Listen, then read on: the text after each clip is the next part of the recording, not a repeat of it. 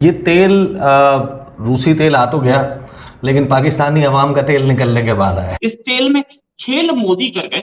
और मोदी ने क्या खेल करा, इस रिफाइनरी में ही ये रिफाइन हुआ और रिफाइन होकर के ये वापस गया गल्फ, और गल्फ से यानी कि यूएई, और यूएई से फिर ये गया है कराची। अब मैं आपको एक और बात बताऊं, मोदी क्या करने जा रहे हैं। इस वक्त दुनिया की जो सबसे वैल्यूड और जिस पे लड़ाई हो रही है चाइना और अमेरिका की, वो माइक्रोचिप है।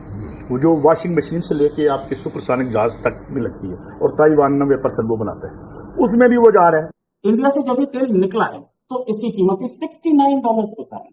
तो मतलब इंडिया ने इसमें $17 कमाए हैं। लेकिन 11 एलपीजी टैंकर जो हैं वो अभी तक क्लियरेंस के इंतजार में हैं। ऑयल एंड गैस कंपनी है शेल, वो पाकिस्तान छोड़ के जा रही है, तो पीछे तो आपका फिर कुछ ना रह गया। और ये पाकिस्तान में जो ऑयल एंड गैस का जो बिजनेस है उसको बहुत बड़ा धचका है। ये पूरा का पूरा तेल पाकिस्तान की महीने की 2% रिक्वायरमेंट के आसपास। महीने की 2% रिक्वायरमेंट मींस आधे दिन का तेल बोल सकते हैं, आधे दिन से भी कम का है। इंडिया जो है उसके बारे में मशहूर है कि वहाँ यूनिकॉर्न्स आ रहे हैं। इंडिया जो है उसको कहा जा रहा है कि वो थर्ड हाईएस्ट नंबर ऑफ यूकॉर्न। तो आप इमेजिन करें कि इंडिया इतनी बड़ी मार्केट बन गई है कि थर्ड हाईएस्ट यूनिकॉर्न्स जो हैं वो इंडिया में आ रही हैं। सो आप ये इमेजिन कर लें कि वो कहाँ खड़े और हम कहाँ खड़े हैं।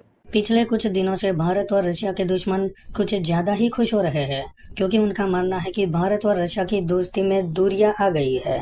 पाकिस्तान ने रशिया से ऑयल ट्रेड करना शुरू कर दिया और वो इस बात से खुश हो रहा है कि उसने भारत के सबसे पुराने दोस्त के साथ व्यापार शुरू कर दिया और अब भारत की तरह पाकिस्तान भी रशिया से सस्ते दाम पर तेल खरीद सकता है। लेकिन दोस्तों, इस बार भी पाकिस्तान ने जो रशिया से तेल खरीदा वो भारत की ही एक कंपनी न्यारा में रिफाइन होकर ये दुबई होते हुए पाकिस्तान पहुंचा। इस बात की पुष्टि पाकिस्तान के ही एक पत्रकार ने की है, लेकिन पाकिस्तानी सरकार अपनी जनता से इस बात को छुपा रही है। इस प्रोसेस में भारत ने पाकिस्तान से $17 प्रति बैरल कमाया है।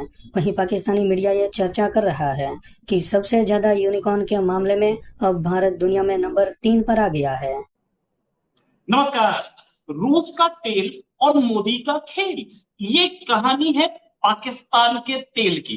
पाकिस्तान के पास तेल पहुंचा, लेकिन पाकिस्तानी आवाम यानी कि जनता का तेल निकलने के बाद पहुंचा। रशियन ऑयल जो कि सस्ता था वो पहुंचा है पाकिस्तान के कराची बंदरगाह पे यानी कि कराची पोर्ट पर, और वहां पर इस समय ऑफलोड हो रहा है। इस समय वो शिप जो लेके आया था वो कराची पोर्ट पे है और ऑफलोड कर रहा है। ये पूरा का पूरा तेल पाकिस्तान की महीने की 2% रिक्वायरमेंट के आसपास। महीने की 2% रिक्वायरमेंट मींस आधे दिन का तेल बोल सकते हैं, आधे दिन से भी कम का है। लेकिन फिर भी चलिए, जो भी सस्ता तेल तो पहुंचा। लेकिन हाँ, ये बात है, ये गेम जो हुआ है, ये इसमें इस तेल में खेल मोदी कर गए। और मोदी ने क्या खेल करा ये भी हम आपको बताएंगे, और ये इसलिए भी बताएंगे कि पाकिस्तान में सस्ता तेल पहुंचा कहां से और कैसे पहुंचा।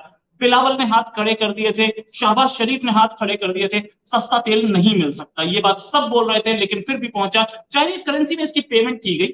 और जो तेल पहले आना था, इनफैक्ट स्टार्टिंग में तो बोला गया कि हम तेल ले ही नहीं सकते, भाई हमारे पास नहीं है, हम अमेरिका को नाराज कर देंगे, ये कर देंगे, वो कर देंगे, बहुत कुछ बोला। लेकिन उसके बाद कहीं कहीं से बात करके, पैर छू के, मिन्नतें मांग के, कटोरा भेज करके तेल मिला के, तो ये तेल की हालत ये थी। रशियन ऑयल को ना रिफाइन करना थोड़ा सा टफ काम होता है, इसमें कोई शक नहीं। ये रिफाइनिंग कैपेसिटी बहुत कंट्रीज के पास है। पाकिस्तानी मिनिस्टर का बयान था कि हमने वो तेल लिया है जो कि हम रिफाइन आराम से कर पाए, ठीक है, वो थोड़ा लाइट, स्वीट लाइट क्रूड जिसे बोलते हैं, या बोले थोड़ा लाइट क्रूड, वो लिया इन्होंने, ठीक है। फिर उसके बाद ये तेल पाकिस्तान के लोगों को कितना फायदा दे पाएगा? ये पाकिस्तान के लोगों को उतना फायदा दे पाएगा जितना शहबाज शरीफ के एक फॉरेन ट्रिप में लगता है। ये तो जाते रहते हैं ना, बेचारे की गए थे और इधर गए थे उधर गए थे। या बोलो तो पाकिस्तानी जर्नलिस्ट जो बोल रहे हैं कि बिलावल भुट्टो के एक ट्रिप में जितना पैसा लगता है उतना पैसा बचा पाएगा, तो कोई फायदा, बिलावल तो भारी रहता है, ठीक है। एनीवेज, ये तेल आया कहां से? ये तेल आया रशिया से।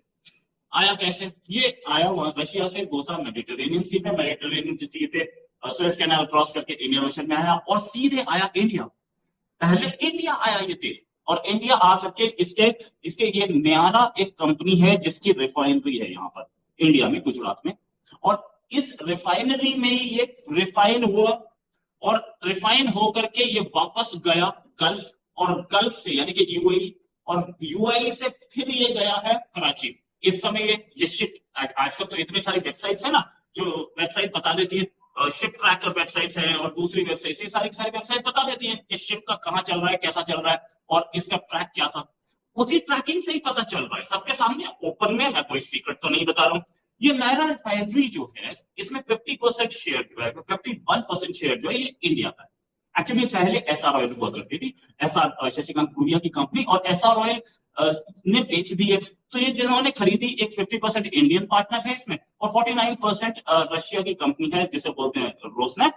वो है रशिया की लीडर ऑयल कंपनीज में से रोसनेफ्ट है और रशियन ऑयल भी है, आ रहा है इंडिया। अच्छा, ये जो है वर्ल्ड की सेकंड लार्जेस्ट, अच्छा ये जो तेल है ये इंडिया की सेकंड लार्जेस्ट रिफाइनरी जो कि वारीनार में है, द्वारका में, वहां पर रिफाइन किया गया है नायरा की।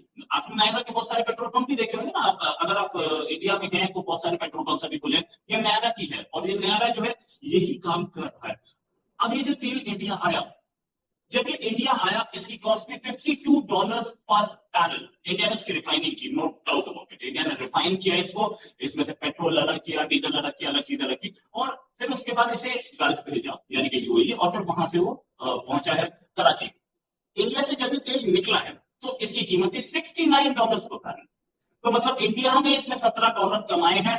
यही तो, इसे तो बोलते हैं मोदी जी का चमत्कार, गुजराती का चमत्कार। गुजराती यहाँ पे भी कहा गया। दोस्तों, पाकिस्तान के अंदर आज एक बड़ा शोर मचा हुआ है और वो ये है कि एक ऑयल एंड गैस कंपनी है शेल, वो पाकिस्तान छोड़ के जा रही है और पाकिस्तान में इनके बहुत ज्यादा गैस स्टेशन है, इनकी बड़ी इन्वेस्टमेंट्स है। अब सुनने में आ रहा है कि ये तकरीबन 77% जो अपने शेयर्स है वो फरोख्त कर रहे हैं।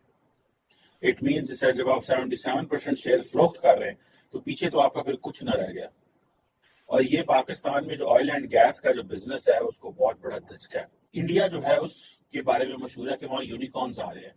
इंडिया जो है उसको कहा जा रहा है कि वो 3rd हाईएस्ट नंबर ऑफ यूकॉर्न, और ये आप समझ लो ये 2023 की बता रहा हूँ। और जो 70 यूकॉर्न्स हैं वो इंडियंस ने शुरू की, को फाउंडर्स, ठीक है जी, और इंडिया के बाहर से भी, और तकरीबन यूएस के अंदर कहा जा रहा है कि इसी तरह यूएस, यूके और इस तरह बाकी ममालिक के अंदर। सो 3rd बिगेस्ट, यूएस में आई थिंक 64 यूनिकॉर्न्स हैं, यूके में 2 हैं, एक जर्मनी। तो आप इमेजिन करें कि इंडिया इतनी बड़ी मार्केट बन गई है कि 3rd हाईएस्ट यूनिकॉर्न्स जो हैं वो इंडिया में आ रही हैं। Unicorn is basically an investment जो कि तकरीबन $1 बिलियन से ज्यादा है। सो आप ये इमेजिन कर लें कि वो कहाँ खड़े हैं और हम कहाँ खड़े हैं। और इंडिया के अंदर ये जो 68 यूनिकॉर्न्स हैं ये तकरीबन 14 यूनिकॉर्न से चले थे। सो आप ये इमेजिन कर लें कि कितने % इजाफा हुआ और ये किस तरह तेजी के साथ जो पूरी दुनिया से इन्वेस्टर्स इंडिया आ रहे हैं। और आप ये देखिए जो हमारी जो शेल कंपनी है ये चली गई है, जारी बात है ये एक जिसे कहते हैं ना बड़ा बड़ा धचका है। और इन्होंने स्टॉक एक्सचेंज के लोगों को खत पे लिखा कि जो है वो हम छोड़ रहे हैं और शेयर फरोख्त करने की ख्वाहिश का इजहार किया।